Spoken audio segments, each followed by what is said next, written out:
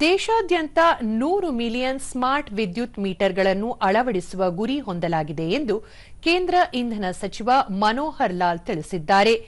ಹರಿಯಾಣದ ರೋಹ್ತಕ್ ನಗರದಲ್ಲಿ ನಿನ್ನೆ ಸುದ್ದಿಗಾರರೊಂದಿಗೆ ಅವರು ಪ್ರಸ್ತುತ 10 ಮಿಲಿಯನ್ ಸ್ಮಾರ್ಟ್ ವಿದ್ಯುತ್ ಮೀಟರ್ಗಳನ್ನು ಅಳವಡಿಸಲಾಗಿದೆ. ಸ್ಮಾರ್ಟ್ ಮೀಟರ್ಗಳ ಅಳವಡಿಕೆಯಿಂದ ಗ್ರಾಹಕರ ದೂರುಗಳು ಪರಿಹರಿಸಲಾಗುವುದು.